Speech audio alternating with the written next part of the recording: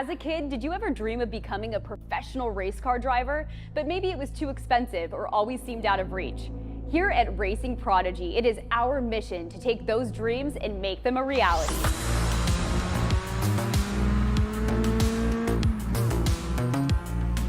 You too can be just like Jeff Gordon, Lewis Hamilton, Max Verstappen, some of the greatest drivers ever, and be a part of a world where real-life racing and motorsport opportunities are available to everyone. That world is now here.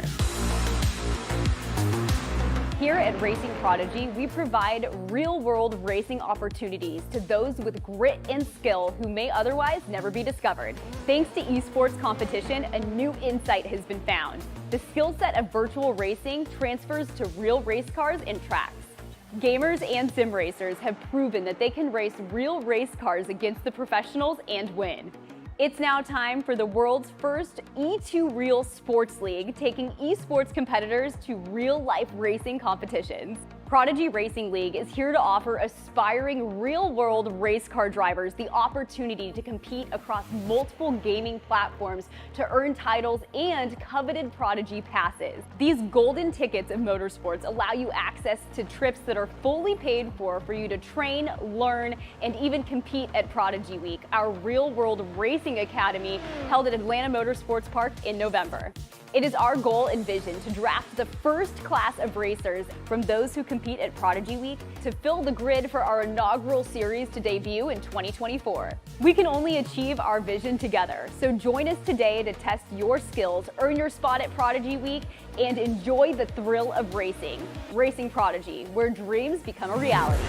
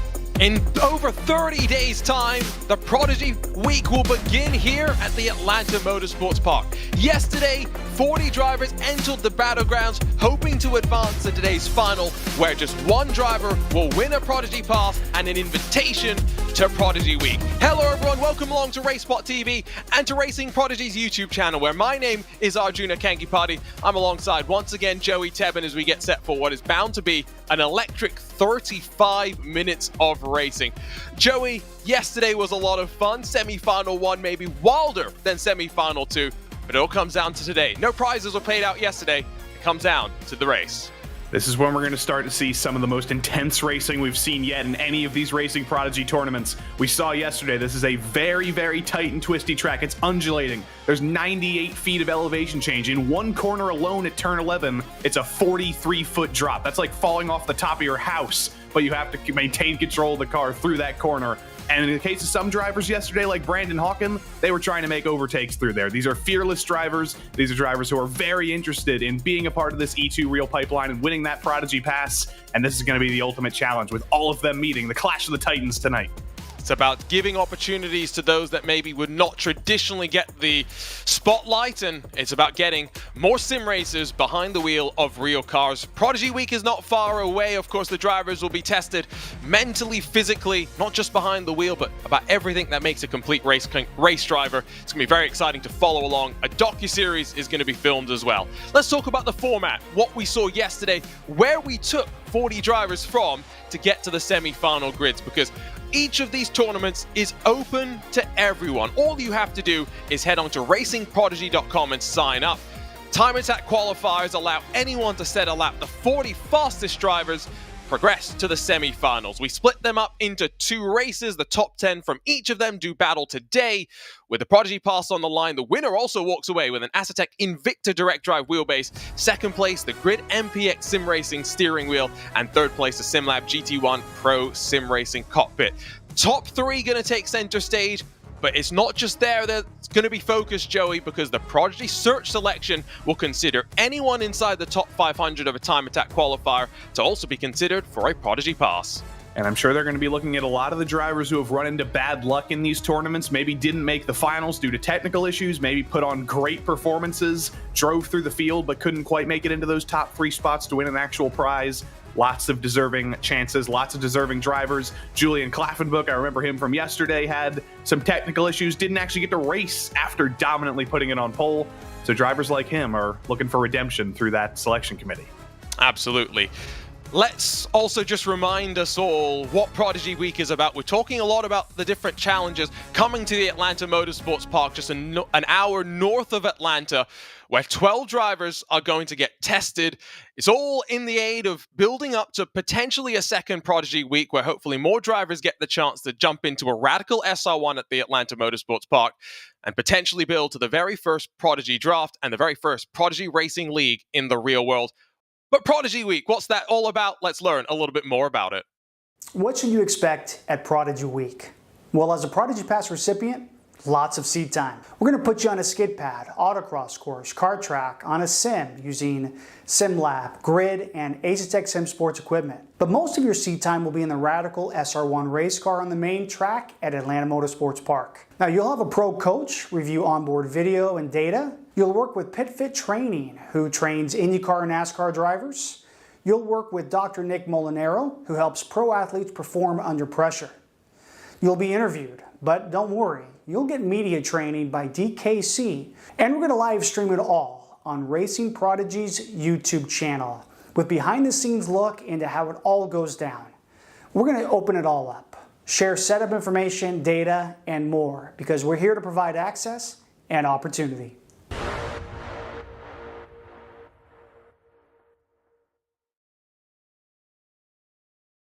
And this journey wouldn't be possible without everyone that's making this possible, the sim racing community, as well as our partners. Asetek SimSport is not just providing the winner today here with, of course, the 27 Nm Invicta Quick wheelbase, but the Invicta Quick Release Adapter maximizes wheel options available with all Asetek SimSport wheelbases, featuring integrated power and data, allowing for hassle-free connectivity between wheel and wheelbase. You can pick up the Asetek SimSport Invicta Quick Release Adapter today. As well, SimLab and Grid Engineering. Right now, you can order their exceptional products for sim racers seeking the utmost quality. SimLab's P1X Sim Racing cockpit has become the gold standard in the industry, and Grid by SimLab has a premium line of official Porsche licensed products available for you. You can pick up the Porsche 911 RSR Sim Racing steering wheel or the Porsche 911 GT3 Cup dashboard display unit by heading to retailers today. Thank you to both of them for their support and, of course, for helping our drivers also get quicker with some of the equipment that they are giving out. Joey, I mentioned Search Selection Committee. That's one of the other ways that you can win a Prodigy Pass. We'll have the second of those shows coming up next Thursday on September 28th. But we've got 2 more tournaments just around the corner as well. We do. SK Racing coming up, the next SK Racing tournament. Break out your phone, download it free on iOS. We saw Lawrence Beertens, who is actually a Boeing 737 pilot. He's a commercial pilot in his spare time. He broke out the phone in SK Racing, went faster than anybody, and he gets a chance to go to Prodigy Week as well. That'll be happening again. And then after that, look at that. Arjuna's got it downloaded. He beat me to it. I don't have enough storage on my phone. I have too many photos. But after that, it's going to be the PRL iRacing Chevy Silverado Cup. The first time we're going oval racing in the Prodigy Racing League. Look at that. He's got the loading screen and everything. Are you going to do a full race while we're waiting for the first race to start? I think you should. It tells you all about Racing Prodigy as well. It's great, so make sure you download it. As Joey mentioned, we've also got that iRacing Chevy Silverado tournament, which you must be registered on racingprodigy.com before the time attack start on Tuesday, where 2 Prodigy passes are on the line. We split the world into 2. It's going to be a lot of fun. I think that is for sure. 12 in total should be, of course, handed out before we build towards Prodigy Week. It's going to be really exciting to see what it's all going to be about. Let's talk about the grid very quickly, though, because, Joey, finishing position yesterday matters. It sets which row you're on. If you finish first in your semi-final, you're starting on the front row. But are you starting first or second? That depends on whether you set a faster lap than the driver that finished in the same position in the other semi-final. And he is the famous Prodigy zipper. It might not seem that important because it's one row. You're alongside the other driver. Does it matter if you're on the inside or the outside? Well, it really does, especially if you're on pole, because that means you're in control of the start. That means you can jump ahead of everybody else and maintain a couple of car lengths gap under braking into turn 1. That's going to be the most important thing, and that's what we saw in both semifinals yesterday. The pole sitter got a big jump, was totally on their own into turn 1, and had a huge gap once the checkered flag came around 25 minutes later. You want to be on pole. You want to be on the inside if you're a few rows back, and you better hope that you were able to commit one of those fastest laps and you weren't stuck in a pack like it seemed half the field was. And so just looking, I've got the grid printed out here. Jan van der Heijden won semi-final 1, and of course Lorenz Herzing won semi-final 2. Jan van der Heiden's fastest lap was a 1:14 flat, 1:14.000. Lorenz Herzing 1:13.968. So less than a half of a tenth of a second between the two. And they were saying in the interviews that they've been doing some practice together, and over the course of the full race distance, they're expecting to be close. But what's one of the factors that's going to come into play? Joey, 10 more minutes here in the final compared to the semi-finals, and tires were a factor even with the shorter race distance. And we saw people falling off almost 15 minutes into the race, and almost less than halfway into the race. The tires were starting to shred. There's a lot of high-speed corners at Atlanta Motorsports Park. There's a lot of elevation change. There's a lot of compression. So the tires will be struggling very early on, and you've got to figure out how to hold on to them for 10 minutes longer.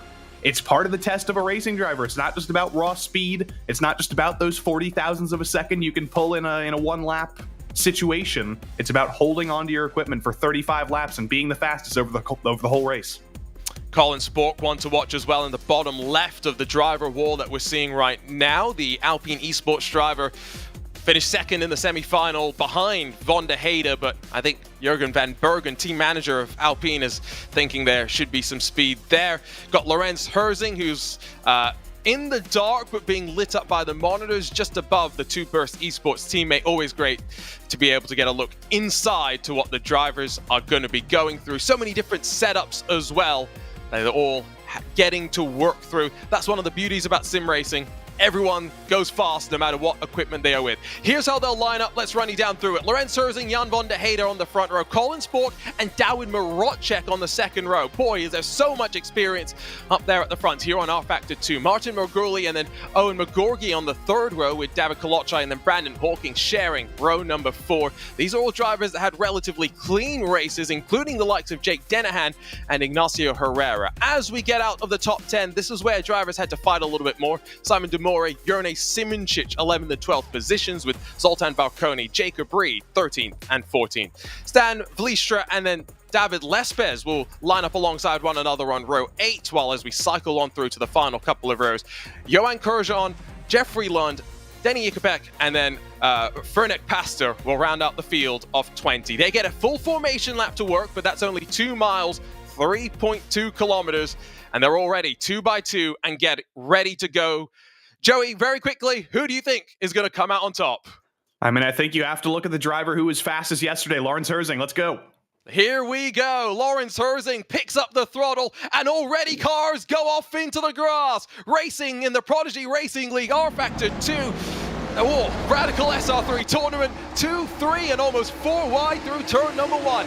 Now flicking through the chicane before we're onto the brakes once again into turn 3. Drivers having to get single filed out, side by side for 4th and 5th positions, but 1, 2, and 3 running tidily now down into the middle sector where Joey, this is where you've got to start getting brave. And there's a lot more grass and dirt being thrown up than yesterday. The drivers know there's prizes on the line, there's a Prodigy pass on the line, and you're seeing some of the most aggressive moves we've seen all weekend. 3 wide into turn 1, 3 wide through the carousel, and turns 2 and 3, they're still in the grass. They're making an Atlanta Motorsports Park rallycross course right now. That's how hard everybody's pushing as we start to go down the hill for the first time. This is where the double right-hander, where the elevation comes into play, 11, then 12, rising up before that final long left-hander. Over 40 feet you plunge as you work your way on through. But at the end of the opening lap, a clean, tidy start at the front for Lorenz Herzing, who was able to take the point. I believe we're going to see Jan van der Heide in second as well. There you go, left side of the screen. Darren Marocek jumped in front of Colin Spork on the start. Mulgruli, Magorgi, Simoncic, Hawking, Denahan, and Ignacio, the rest of the top 10.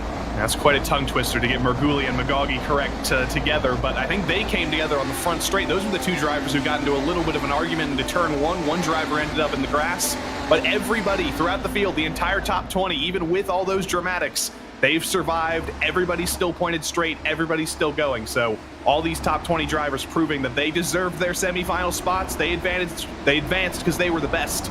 And now as we start to single file things out, we get into a little bit of a holding pattern, but it's not going to last for long as we start to see some movers and shakers and some fallers once those tires start to fall off soon. Let's not forget that we did see both Herzing and van der Heide break away from those behind in each respective semi-final. I would not be shocked to see them both break away early doors and save the battling later on when they will have the worn rubber, and you see just how loose these cars are. That's one of the things that the drivers are adapting to. The challenge of the car, but also each different simulator. This is our first tournament on rFactor 2 with Motorsports Games, and it's no surprise to see Herzing, van der Heide, Marocek, and Spork 1, 2, 3, and 4 as we're on board with Varconi rising towards the line, trying to get up into the top 10. We try and send a dive into turn 1. It's the best overtaking opportunity on the track, but we see so many drivers drift it through there. There's so high commitment, and he's done exactly that. Well done by Varconi to get through there in the top 10. Top 10 doesn't matter as much as it did yesterday, though. He's got a lot more spots to make up if he wants to be in those prize positions, if he even wants to be in consideration for a Prodigy pass, but he's got the momentum on his side. He's moving forward. He's got to keep it up.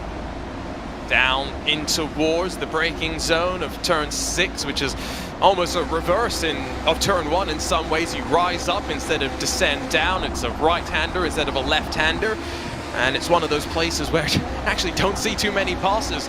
Instead, it's kind of here where the concertina sometimes leads to mistakes and then opportunities. We saw Brandon Hawking very aggressive in his semi-final through this sector of the race. Didn't necessarily all go his way, though, Joey.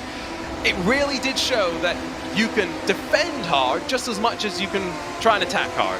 Yeah, that was kind of a 5-car pack yesterday that Brandon Hawking was in. It seemed like they switched positions every other lap, so he's not as high up in the field as he would like, and it's kind of surprising we haven't said his name once, basically, in the first couple of minutes of this race. He's been calm, he's been conservative, and he's been smart, but he also hasn't made any forward progress by one of the most spectacular drivers yesterday. Maybe Brandon Hawking is thinking, maybe I need to use some of this other stuff in my brain, save the tires, there's still 30 minutes to go. I don't need to get as aggressive as I did yesterday, at least for another 20 minutes or so. And you might be thinking, these are drivers outside of the top 3 where there are prizes on the line. What are they fighting for? Well, A, they're fighting to work their way on forward. That is obvious and implied. But again, Prodigy Search Selection Committee takes everyone in the top 500 from a time attack qualifier, invites them to submit a 1-minute video clip as to why they are deserving of a Prodigy pass. That gets whittled down to a top 20, and then judges come in to select a winner of a Prodigy pass to maybe reward someone who maybe had a technical issue like Klaffenbach did yesterday, or just maybe is new to sim racing and doesn't have the experience. That's what happened to David Dalton Jr. last time. our search selection committee convened. Arava, Linus Lundqvist came together, selected a driver that has competed in Formula 4 in the USA before, but now works as a driving instructor at the BMW Performance Driving School. We'll have another one of those search selection committees this Thursday. Max Papis comes together with random call sign. How cool is that, Joey?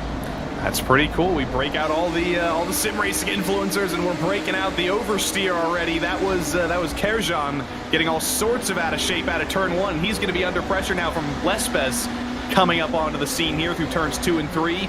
He's lucky that you do end up in that sector of the track, that little carousel sector where it is single file. So if you do make a mistake into turn 1, you can recover fairly quickly. But those tires are going to be heated up for both Stan Vlietstra and Johan Kerjan right now. And you can see on the battle box on the bottom right as well, the liveries. Each driver gets a unique livery. As long as you get into the top 40, it's got your name on it and everything. That is something that each of these drivers will get to take with them. Look at the opposite lock that's being applied. Don't sweat it too much. That's one of the things that the drivers adapt to here with this car, the driving style that they need to bring. Herzing von der Heide, front of the field with now 7 odd minutes burned in this race, continue to run themselves in line, not pushing one another. Marocek and Sporka within 2 seconds. There is a gap starting to build behind that, Joey. And the critical thing up there is that they are within draft range, the 2 leaders. We didn't see that once all day, but we are seeing a dive into turn 1. It's too big of a dive, though, as that was Demori and Ignacio coming together. They're still arguing with some other drivers coming through. Jacob Reed comes through. I think Vlietstra's coming through as well. It's too aggressive of a dive into turn 1 there. It is the most inviting passing opportunity in some ways because you build so much speed, but it's also one where you got to take a little bit of risk. We saw the oversteer a lap or so ago, and it's not the last time. Bit of a mistake there at the back. I believe that's Jeffrey Lund, who's just lost out in the grass and drops all the way to the tail end of the field. But it is still all 20 cars out there and on the tarmac, Joey. It's good to see that everyone's had a clean start to this race. Don't jinx it, though. We don't want to be too early with that. We don't want to jinx it. The tires are going to start to fall off soon. Right as we say that, you see Lespes in the background getting a wheel off through turns 11 and 12. So I think the tension's starting to rise a little bit. Everybody's in the rhythm right now, but they're going to start to realize, especially in about 12 minutes time, when we get past halfway, they're going to be saying, there's only half of this race left. I should probably start pushing a little bit more, throw even more at this, and see if I can get in these spots. Right now, it's a little bit of a holding pattern, but we're still seeing craziness like we saw into turn 1 of the previous lap. Yeah, so much fighting, but it's not up towards the front. Here we go at the very top of the field where Colin Spork's in danger of being dropped. You've got Herzing, von der Heide, winners of their respective semi-finals. We look at them in their respective rigs right now. The look of calm that you always see from esports drivers is remarkable, but I guess from both of them we shouldn't be so surprised. You mentioned it yesterday, Joey. Von der Heide has won in basically every series and type of car that he can on rFactor 2, a veteran of things like the Virtual Le Mans series. Well, this is the theme. Every single time we have one of these tournaments, we see the webcams from the drivers, and every single one of them is robotic and cold, and they show no emotion because they're so used to doing this. I want to see somebody who's nervous and sweating the whole time. That's who I'd be rooting for. But these guys are pros. They've done this so many times. The pressure does not get to them. And even if they are sweating, it's sweating from heat. It's not sweating from anxiety. Yeah, I guess that's, hoping that as we work into the winter, their homes cool down. But as everyone knows, gaming PCs tend to warm up rooms. And so, yes, that's why most sim racers have fans, air conditioning, whatever extra ways they can to cool themselves down. It's, I guess, the same thing as a cool suit in the real world, which I want to see a driver wearing a cool suit in a webcam. That would be all out. Don't give anyone any ideas. They've done it with full racing suits and helmets. I don't think anyone's done it with a Hans device just yet. That is quite restricting in its movement. Or maybe just have like one of those 12 packs of Coke cans that you put in the freezer and just hold that against your chest. That would be relevant for Atlanta at the very least. And I don't know. I'm giving people too many ideas. They might start doing this in the next event. I mean, they might just look at, they might take these suggestions and go, it's a way to impress Joey. Exactly. I wonder if the search selection committee is going to be impressed with it. If only I was part of the search committee. If only. If only, exactly. I got to say, Max Papis being part of the search selection committee is pretty cool. Linus Lundqvist is going to be an NTT IndyCar Series driver. Max Papis has, racing so many different disciplines, he'll have a pretty good sense for what he wants to see from the drivers when they're out there during Prodigy Week as well. Yeah, you name any racing discipline, and Max Pappas has probably raced in it. I don't think I can think of a single one.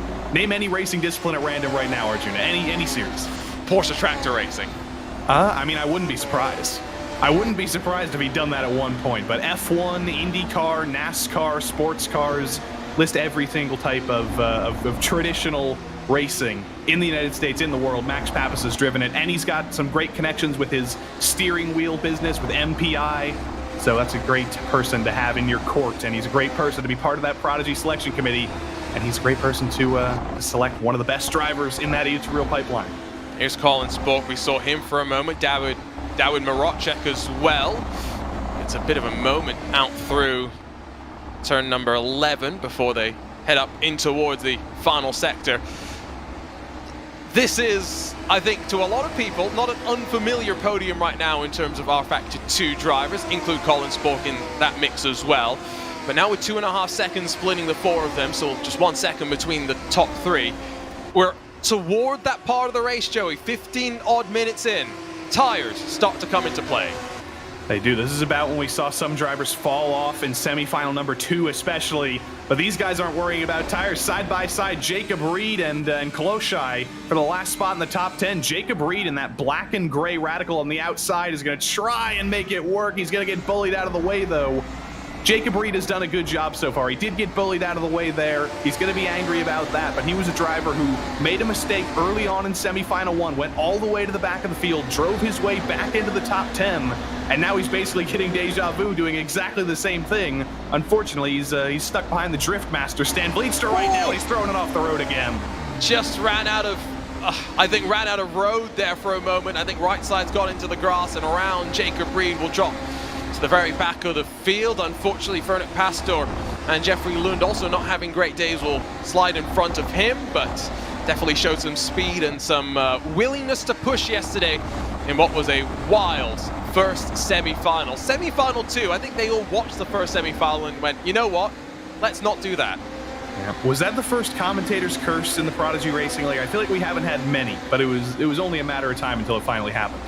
I don't know if it was a commentator's curse. I mean, Joey, you must feel awful right now. I'm going to have to fly to Australia to Jacob Reed's house and personally apologize. On the just outskirts of the top 10, these are drivers still find themselves locked in battle, and this train goes effectively from 10th all the way back to 16th spot. So we'll keep an eye on this fight, and these drivers won't be in contention for any sort of prizes or being up towards the podium spots. I think that's where we have to keep an eye on the likes of Merguli, Mergorgi, Simoncic, Hawking and Denahan, because they don't necessarily have the pace of a Herzing or a Von der Heyde, but they're in between where we are right now with this gaggle of cars that keeps fighting. Big slide there off the corner. And just for the record, by the way, Jacob Reed is from the UK, not Australia. I said the wrong country there, so it's a far shorter journey.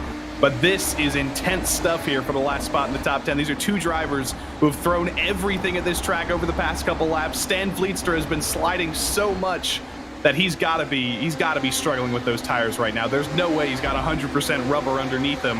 That 46 car, the gray and black Radical, and Varconi right ahead of him has been doing a similar amount of sliding as well. These guys are doing Formula Drift right now at Atlanta Motorsports Park and trying to get the heat back in these tires. They're trying to get the heat down in these tires. In towards turn 1, you can see the speed delta. It's only a couple of kilometers an hour between the two, but it's enough to pull alongside. Big, healthy dose of opposite lockers. Varconi drifts his way down through the hill and holds on to 11th spot. They've lost 2 seconds up to Kolochai, who's now finding himself in a bit of no man's land. 11th on back, continuing to look quite intriguing. Marocek and Sport continuing to drop back. I'll just keep point that out as well. Marocek almost 1 second back now from Von der Heyde, Joey. I've got to wonder, 15 minutes done in this race, Herzing and Von der Heyde, do they have just that little bit more grip in the tires? They might, but Maracek's hope right now is that Van der Heide can actually close down that gap and start fighting with Herzing, because right now, I feel like he's conserving a little bit in second. I don't feel like he's pushing 100%. We didn't see him go for a move when he had the chance in the draft in those opening laps. He just kind of hung back, kept his line, kept his pace, and right now I think he's just waiting maybe for the tires to come in. Maybe he knows I could be a little bit better on the tires than Herzing is. All I need to do is be patient, wait a little bit longer, and then pounce when I get the chance with a little bit better tire life, because right now he's maintaining stagnant at about 7/10 back. He's not losing, he's not gaining either. Dawid Maracek, the Formula E Accelerate champion, won that on location at the season finale of Formula E at the, I want to call it Grand Prix circuit at London. Let's call it the street circuit at London. Someone that, alongside with Jurnej Simoncic in that Burst Esports crew, been one of the top contenders in all sorts of various rFactor 2 competitions, and continues just to go from strength to strength and shows the strength of the Polish sim racing community as well. See how he's going to be able to close back up to Van der Heide, who looks quite calm, running up there in second spot, and did tell us in his interview yesterday there's been some practice with Lorenz Herzing. They're pretty close in terms of times, and we should expect them to be close at the very end. I can only hope, because the gap did expand on this lap. It's 8/10 now. Lorenz Herzing a 10th faster than Jan van der Heide on that previous lap. It's only expanding more now as they come under braking into turn 1, 9/10 of a second. Is this the start of Van der Heide potentially falling off? Has Herzing actually done a better job of saving the tire up front? We're halfway in the race. This is about the point where you'd expect to see some fall off. And right now, at least to the short term, it looks like Van der Heide is coming more under pressure from Maracek behind. And I think we've lost Colin Spork. He's 3 seconds off of Maracek, and I think that the tire management's what's making the difference here. There's so much elevation that it influences the demand out of all 4 corners, and when you're trying to get on the power out of some of these elevation changes as well, it's when you're asking for a lot out of your right foot. We are dealing with 230 odd horsepower, 620 kilograms. This is the Radical SR3. It's not the same car they'll be racing with or driving with. I should make sure we get the vernacular there clear. During Prodigy week, that will be the Radical SR1, 510 kilograms, about 190 odd horsepower, about 9 seconds slower than this Radical SR3 at Silverstone. So take it to the Atlanta Motorsports Park, and I'm gonna guess it's maybe about 5 seconds slower. Something like that. Less straights than Silverstone, so I'd say it's pretty equal. But that's an important thing, because they're being tested at a car that has more power. That's a little bit more difficult to drive here. So once they get into the real world, it's not necessarily going to be easier because it's a car with less power, but it is a car that's more attainable. It's more, that's the reason the Radical exists. It's sort of a first step into sports car racing for a lot of drivers. So if they've already been tested at a car with more power, that's a little bit more slidey, that's a little bit more difficult to drive at this track, once they get in the Radical SR1 at this very same track, they're going to be so comfortable, and they're going to be so much more ready than they would be just stepping in with no experience and no preparation whatsoever. I like the contrast between Dawid Maracek and Van der Heide. Van der Heide's got what would seem to be triple screens wrapping around him. Maracek, much like his Burst Esports teammate Kazuki Umeshima, veteran of the iRacing World Championships, single screen it would appear. You don't need all the fancy equipment. It does help in some ways. A load cell brake, for example, helps you be more consistent, uses pressure rather than distance to measure how much brake input you're trying to give. Wheelbases, going to a direct drive wheelbase might help you feel a bit more consistent at times, but ultimately it's all about the speed that you can deliver with the equipment, the speed that you can find. Lorenz Herzing's finding the most speed though. 16 minutes to go, 1.3 seconds clear now. How many screens do you have on your broadcast PC, Arjuna? 4, 5, 6? Technically we're at 5, 6 if you include the laptop, and if you include the multi-viewer I have, we're at about 10 inputs. Yeah, you've basically got a control room now. So you can start your own TV channel. We never know. Yes, at RaceSpotTV, coming soon. RaceSpotTV TV? Yeah, oh yeah, Arjuna RaceSpotTV TV. Oh. Arjuna Spot. Arjuna Spot. We'd start to get into some trouble with the acronym there, I think. I think that one's already taken, but we'll workshop that. And maybe once the real life Prodigy series rolls around, the thing they're aiming for, that could be where it ends up. You never know. I'm really Looking forward to that. I'm looking forward to a huge slide from Maracek behind. It was just barely visible, but he almost entirely lost that radical through turn 11 again. Amazing control to get that back under control. And he's still going, but he's lost 0.6 again, and he's feeling the ultimate pressure. His face doesn't show it, though. Oh, it definitely won't show it. Again, everyone on the podium wins physical prizes courtesy of our partners. The winner grabs an Asetek SimSports Invicta Direct Drive wheelbase. Second grabs the Grid MPX Sim Racing steering wheel. And third, the SimLab GT1 Pro Sim Racing cockpit. Bit more drama further back in the field. You can see the gaps are just continuing to grow. These three are the class of the field. Colin Spork's in danger of being caught by Morguli, who's broken away from Magorgi, Simoncic, and Hawking, and these drivers are still fighting. Almost 2 wide, 2 rows deep, into turn 1 they go.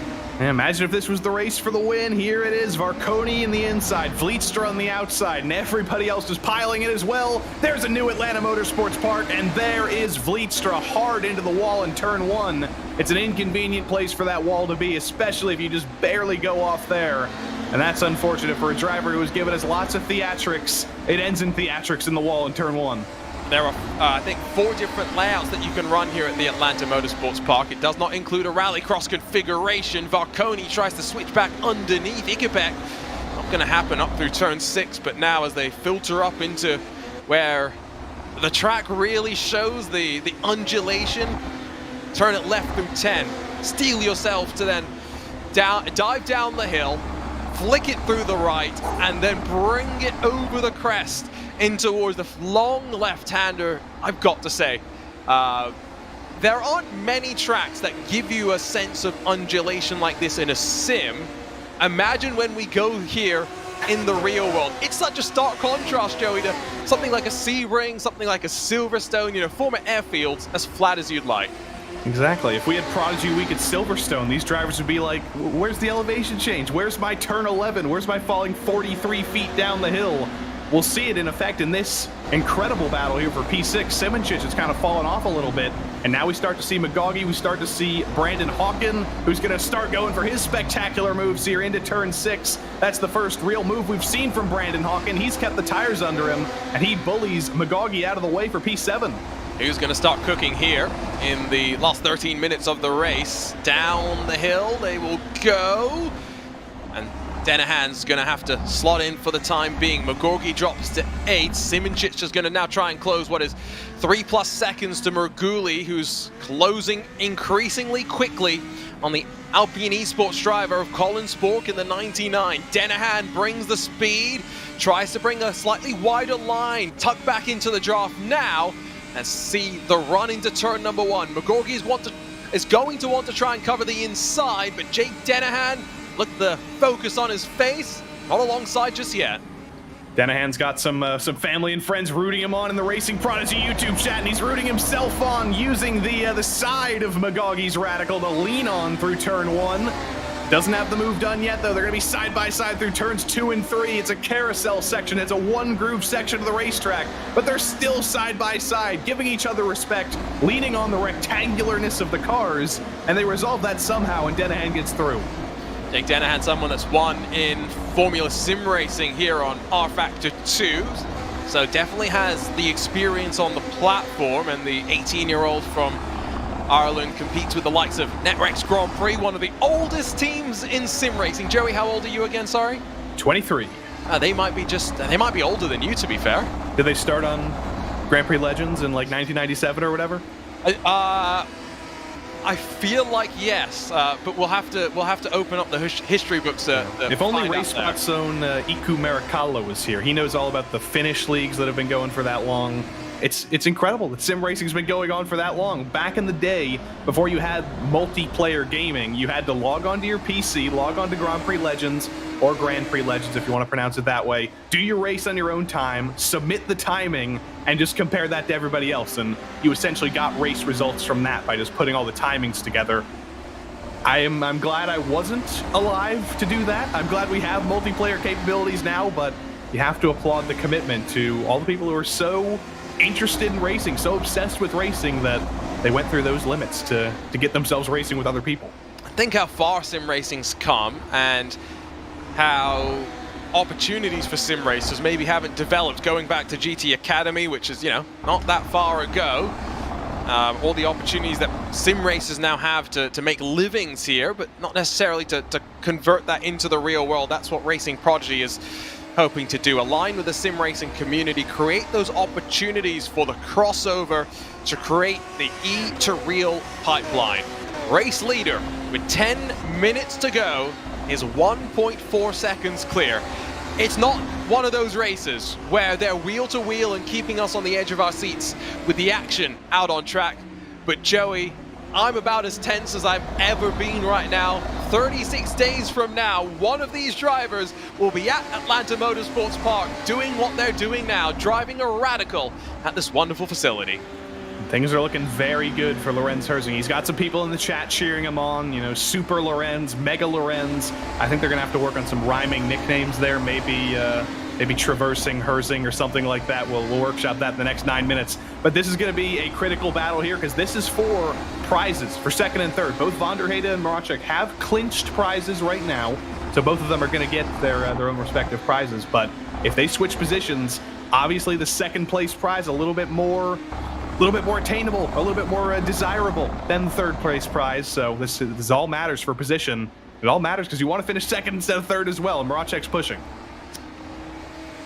Either way, these drivers, if they don't win, will be considered by that Prodigy Search Selection Committee. That runs on a effectively monthly basis. So the next Search Selection Committee is coming just from the iRacing F1600 tournament that was run. We'll have a search selection committee from the Race Room and rFactor 2 tournaments, 10 drivers from each is my understanding.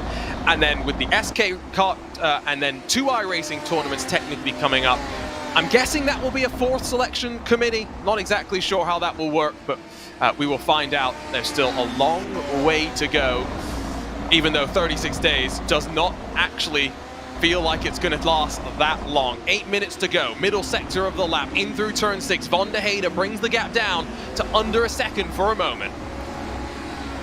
He's feeling the pressure, but I'm no chiropractor, I'm no doctor, but I have to say that some of these elevation changes, they're going to make you start to think. If you're going to go to Prodigy Week, you might want to do some stretches. You might want to get your back muscles ready, your spinal column ready, because if you've ever tripped down the stairs and fallen about 5 feet, that hurts enough. Imagine falling 43 feet in a race car with suspension that's fairly spongy race car wise, but it's still a Radical. It's still a sports car. It doesn't have the most pillowy in terms of suspension, so you are going to have to be physically ready for this. You're going to be physically tested. That's why Jim Leo and Pitfit are involved.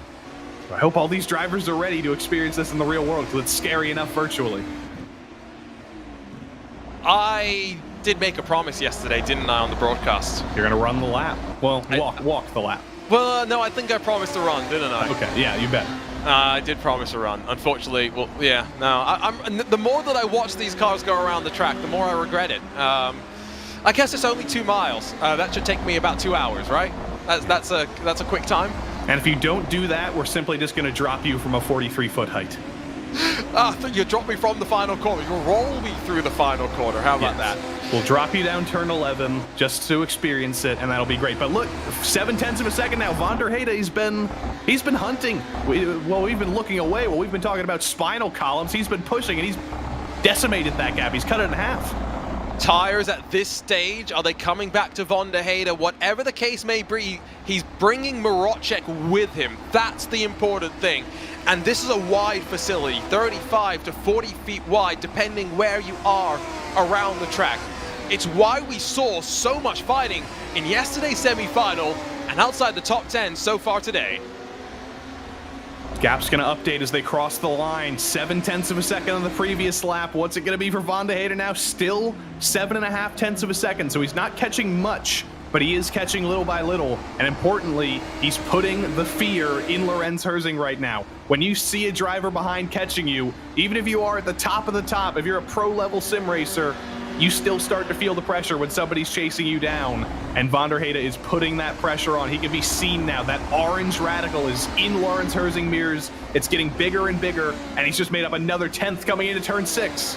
Saw Von der Heyde in our Race Room tournament. Had some speed there as well. Has raced alongside Jensen Button in Le Mans Virtual, has worked in the simulator department of Manthey Racing, only with sim racing as his professional background, still wants that chance to prove his skills in the real world. I've got to say, even if he's not going to close, Search Selection Committee is going to be looking at him with 2 finals in a month, 2 top 5s, I believe, in a month. A very strong competitor, that is for sure. But with 5 minutes to go, there is still this fight to keep an eye on. The likes of Colin Spork holding off, Merguli, Simoncic leading that train for 6th. Everyone on track has basically got a dancing partner right now. They do, and unfortunately, Van der Heyde lost his dancing partner a little bit there. He got the steps wrong in the second half of the lap, lost that 10th that he gained. He seems to be very strong through the first sector. A lot of high-speed corners, a lot of commitment. And then through the second sector, where it does get technical at times, he struggles a little bit more. Through this long, extremely long turn 3, the corner never ends. It's over 180 degrees. He lost even more time that time, though. So did he have tire life for just a little bit, started pushing again, and then suddenly put himself on the back foot? I'm not sure, but either way, he's losing to Herzing. Herzing's pulling away again. Great onboard shot that we'll see as we head into this final sector down the hill. Look how much they cut out through turn 11 and then up through turn 12 before wrapping yourself around the left. And just look at the lateral load that they put on as well. All these drivers understand the nuances of going fast on rFactor 2 and have very much made the most out of it. To the line with 4 minutes to go, which should mean 4 laps still left to go. And the gap is still under a second. Van der Heyde's holding Herzing pretty honest. Marocek's lost a couple of tenths in the last lap. Yeah, Herzing is nursing that gap, but Van der Heyde is within the precipice of draft range. He's getting a little bit down that front straight. Unfortunately, this is Atlanta Motorsports Park.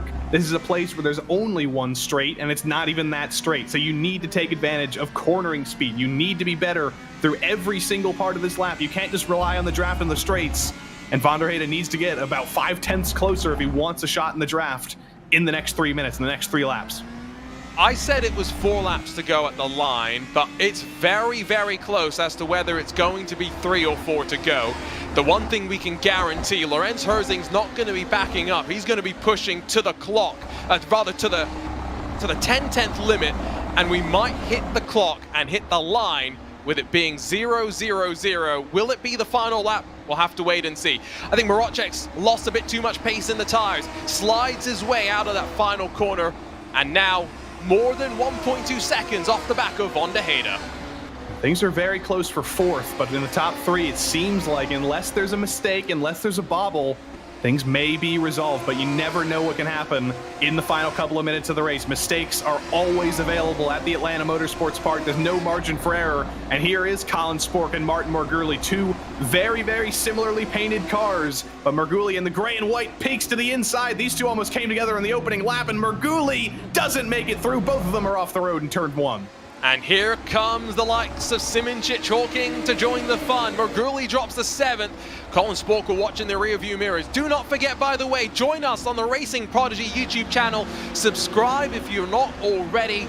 The next Search Selection Committee, 28th of September, this coming Thursday, live at 1 p.m. Eastern, 10 a.m. Pacific. It's going to be a lot of fun. Make sure you're around for all of that. Kurjan's down on pit lane. Not sure if that's maybe track limits related or penalty related. Whatever the case may be, he'll drop to the very back of the field as we head into the final couple of laps here. Spork's involved in a fight. Lorenz Herzing's opened up the gap at the front once more. Jurnej Simoncic in this all-white Radical. He's another one of those drivers who's going to be considered once the Prodigy Search Committee starts thinking about who's going to get those additional Prodigy passes, because he's been spectacular all weekend long, was very spectacular, made some great moves in his semifinal, and he's up into the top 5 now with a few mistakes up ahead of him, maybe in the top 4 as they come down the front straight for the penultimate time. He's going to have a phenomenal run here. He knows Spork is feeling the pressure, and he's going to go for it either way. It is going to be the final lap of the race, it would seem. Outside line for Simoncic, trying to force Spork a little bit wide. Peels him off the apex slightly, but doesn't get the run off the corner. This all. As for the lead, Lorenz Herzing still 1.3 seconds clear. He's absorbed the pressure, Joey. He's been waiting for this opportunity. and did not cave. Half a lap to go. Lorenz Herzing looked calm and not like he's about to be flying to Atlanta in 36 days' time. Well, very importantly, the gap started to come down. Van der Heyde was catching him, and Herzing saw that, and he said, you know what? I'm not going to change anything. I'm going to keep driving to my pace. I'm not going to feel the pressure. I'm not going to bobble. I'm not going to make any mistakes. I'm just going to keep going, and that was the right thing to do. As Van der Heyde saw that gap come down, I think he started to push a little bit more, and then started to lose everything he gained, and Lorenz Herzing changed nothing, and it's going to be a dominant win for him. Here it comes, the smile, the emotion, and the relief. Lorenz Herzing's been through the ups and downs of sim racing, but he wins the Prodigy Racing League rFactor 2 Radical SR3 Cup. He's going to the Atlanta Motorsports Park, the winner of a Prodigy Pass. Time to break out those plane tickets from Austria to Atlanta. Lorenz Herzing, yet another driver going to Prodigy Week, and well done everybody else in the top three. We didn't get a wheel-to-wheel battle for the win because Herzing was so strong, but Jan van der Heyde and Maracek as well. Well done to both of them, just head and shoulders above the rest of the field. All of them very deserving of those top three prizes. I think it's still setting in. It's still setting in for Lorenz Herzing. Mentioned the ups and downs, a bit of a tumultuous couple of years, I think it's fair to say. He's going to flight school later this year. That's his new goal. But before that, a trip to drive a Radical SR1, and I think it's going to be a really, really gratifying experience. Van der Heyde, Maracek will grab the podium spots, will grab the physical prizes as well, courtesy of Grid and SimLab, but ultimately, all eyes, all focus on Lorenz Herzing, the latest recipient of a Prodigy Pass, joining the other drivers, all now looking forward to the end of October and to a trip into the unknown. We'll grab a look at the race results. We'll talk about what was an electric weekend of racing here on rFactor 2, and then we'll get to talk to the race winner and to a very, very happy driver. But Joey, I mean, we were expecting something close at the front. I don't think we necessarily got the battle we were hoping for. We got the fun we were hoping for. It wasn't a side-by-side battle, but it was sort of a mental battle all the same. It was like a game of chess, pushing little bits, tenths separating drivers every single lap. And you could tell that everybody in that top three, everybody in the top 20 for that matter, but especially in the top three, they were at 100% pace. They were pushing to a limit that we've never seen all weekend long. And that's why all three of those top three, very deserving of that 10-second gap they pulled over fourth. Here's a look at the results. I mean, ultimately, it was the smile before he even crossed the line that said it all. Lorenz Herzing, the winner here at the Atlanta Motorsports Park. Jan van der Heyde second, tried all he could, but just didn't have the grip in the tires potentially, while Dawid Maracek holds on to the final podium spot as they broke away from the likes of Colin Sport, who was able to fend off the challenge from Jurne Simoncic and Brandon Hawking on that final lap. Jake Dennehan jumped in front of Martin Merguli as well on that final lap, while Owen McGorgy and David Kolochai will round out the top 10.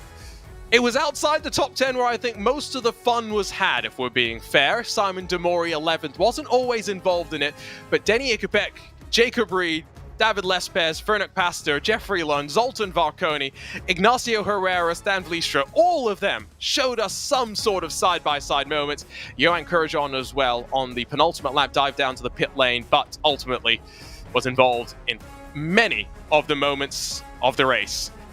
That's the look top to bottom at the race results, and we have a very, very happy Lorenz Herzing, the winner of a Prodigy Pass. We'll grab a chat with him in a few moments' time, Joey. But now, 36 days away, how are you feeling? It's building. I'm getting more and more excited. It's coming. We're almost to the 1 month mark. You're going to be very excited. You're going there. You're going to run the whole lap, or you're going to be dropped. It's going to be fantastic. And we've still got a few more drivers who are going to make that full 12. We've already got 5 very, very strong winners. I'm excited to see every single one of them there at Prodigy Week. And I'm very excited to see who the next couple winners are in the next couple weeks. Let's chat with our winner, Lorenz Herzing, and talk to him about the emotions, because big smile on the face before he even crossed the line. Lorenz Herzing, you are the winner of a Prodigy Pass. You're going to the Atlanta Motorsports Park in 36 days' time. How are you feeling right now? I'm absolutely speechless. It's to get this kind of opportunity at a moment where I've yeah, I thought I'd never get into a race car, and I focused onto the other profession I wanted to get in. Just before that, to get an opportunity like that, it's incredible, and I could never have thought of something like this. Talk us through that race, because it was one of those races where it was tense throughout, but not because you were fighting side by side, but because the gap was growing, shrinking, growing and shrinking. Were you ever concerned about the tires and if Jan was going to be able to close and maybe make it a bit more fun? Yeah, I tried to get ahead of him by saving my tires from the beginning. I think it was pretty close in the first third of the race. And then in the second third, I think he tried something by saving more than me to get close by the end and maybe try a move. But it's just incredibly difficult to overtake on the circuit if you have similar pace. And this was the case with us top three. I think I did my part yesterday by taking pole position for today, and otherwise yeah, that was the big advantage today. The others were just as fast as me, but yeah, it's the track position that counts. And you've now experienced, I'm sure, plenty of laps here at the Atlanta Motorsports Park with this Radical SR3. I'm sure you're looking forward to experiencing it in the Radical SR1 in just a couple of weeks' time. Absolutely. I think it's a bit less drifting, but I'm looking forward to that. Yeah, I've driven road cars on a race circuit so far, but never a real race car, and I'm thrilled to go there. Lorenz, congratulations. I'm sure plenty of highs and lows in the last couple of years, but I'm glad some highs to add to 2023. We'll see you in Atlanta in a few weeks' time. Thanks. That's Lorenz Herzing, joins a list of drivers now making their plans to head to the Atlanta Motorsports Park. We'll also have a quick chat with second place, Jan van der Heide, and talk through what was a, I'm sure, interesting race trying to close that gap down, Jan, but ultimately we knew it was going to be close between you and Lorenz. It all came down to track position and not able to close in with the tires running out. Yeah, I tried. I tried my best. I think, as Lawrence already pointed out, I tried to stay pretty close, keep the pressure up. Wasn't really able to get something done with the dirty air in the second sector. Then try to get out of the dirty air, save some tires. But yeah, so closely matched in terms of pace. So yeah, no real chance in the end, unfortunately. We've seen you in both the Race Room and rFactor 2 tournaments this month of the Prodigy Racing League, so I'm sure the search selection committee is going to be taking a look at you. We talked about some of your background, you know, have raced in Le Mans Virtual alongside the likes of Jensen Button, worked in the simulator department for Manti Racing. What would it mean for you to be able to join the Prodigy Week experience and to potentially become a paid race car driver in the real world? Yeah, would mean the world. Obviously, I think that's the ultimate goal for all of us participating here. I think everybody, not really decided to go sim racing. Essentially, it was just the easiest way to get into some sort of motorsport, I guess. And with the community growing on all the chances already, like certain people got just through sim racing is incredible, I guess. And the Racing Prodigy project is just another assessment of that, I guess. Congratulations on second, Jan, and hopefully we'll see you soon in future Racing Prodigy tournaments moving forward. Thanks a lot, guys. Jan van der Heide, second on track, and we can also have a quick chat with the Burst Esports driver of Dawid Marocek. Was able to jump Colin Spork at the start and run close to the top two, but Dawid never really looked like you had an opportunity to try and work up for second, let alone for the race lead. Hi. Yeah, well, as you could probably see, it's really difficult to follow on this track. And even if you have like a small pace advantage over the car ahead, it's really hard to follow that car. And to get a good chance of overtaking, I think you need to be like either do something crazy like send it from few car lengths or just be, I don't know, 1 second a lap faster. So yeah, but I'm happy with P3. It was my target before this race because I started from P4, so I knew that I need to have a great start. I actually practiced it a lot and I think it worked because I jumped Colin straight away after the start. So yeah, P3 is all right, I guess. In terms as well of this track, this challenge, you say it was difficult to follow, but it's a track that seems like it presents so many technical challenges for the drivers, and the way that you're having to drive it with so much opposite lock looked quite interesting. Talk us about that approach to learning this track and getting quick around here. Well, the radical car is yeah, pretty interesting on this track. So obviously it requires a lot of slip angle to go fast, but I would say like in race trim you don't really want to slide too much, because even like 35 minutes race like tonight, it was quite a lot for this car, and it wouldn't be possible to make it in like a good pace with sliding that much. Like you could probably see that the cars were sliding a lot in the race stream still, but not as much as in quali probably. I mean, at least I tried to kind of limit the slip angles in the corner, and still really like twisty and technical track, and it was really challenging, I would say. Well, Dawid, congratulations on the third place finish, and hopefully we'll see you more in a Racing Prodigy event soon. Thank you. Dawid Marocek, the Burst Esports driver, third place in this PRL rFactor 2 Radical SR3 Cup, the very first tournament on this platform, and now the fourth different platform, Joey, that we've had a competition on. Fourth different platform. I believe the last platform planned in the initial stage of this, our first 12 selections, but there's still half of the selections to go. This was only our 6th selection, actually only our 5th selection. There's 7 people to go. There's going to be the SK Racing Cup coming up on the phone. Arjuna, if you've got the app again, break it out. Show them the loading screen. There's another search committee selection coming up soon with Random Call Sign and Max Pappas. 2 selections from the iRacing Chevy Silverado Cup. There it is. Look at that. That's our guy. That's David Cook. He made the app. What a guy. Yep, there indeed. Make sure you download it. It's free on the Apple App Store on all iOS devices.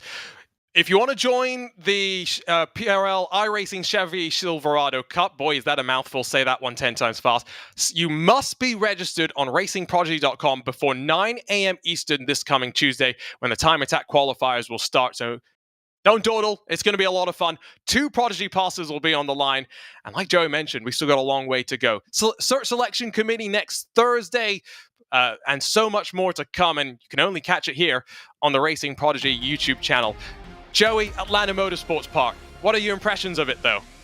I'm going to be sad to leave here. I got to say goodbye to turn 2 and 3 behind me. It's a shame, because this has proven itself to be a fantastic racing track. I hope we come back here in the future, maybe in next year's events, test the drivers here as well. And I can only imagine how excited the drivers are going to be to take this on. Not only Lorenz Herzing, who's experienced it in the sim, but everybody else. They're going to be looking to Atlanta Motorsports Park as one of the most fun experiences they're ever going to have, and potentially an experience that could set them on track for a racing career in the future. The most recent winner of the Prodigy Pass joins the likes of Gustavo Ariels, Lawrence Bertens, and a handful of others already with tickets booked to the Atlanta Motorsports Park, where 36 days from today, Prodigy Week will begin. Thank you so much for joining us this weekend on RaceSpotTV on the Racing Prodigy YouTube channel. Make sure you're subscribed. Next Thursday, 1 p.m. Eastern, 10 a.m. Pacific, the second search selection show with Random Call Sign and Max Pappas as we hand out another Prodigy Pass. It was great to see the emotions for Lorenz Herzing. It means a lot for him to get this chance. He'll be heading to the Atlanta Motorsports Park after coming out on top in the PRL rFactor 2 Radical SR3 Cup.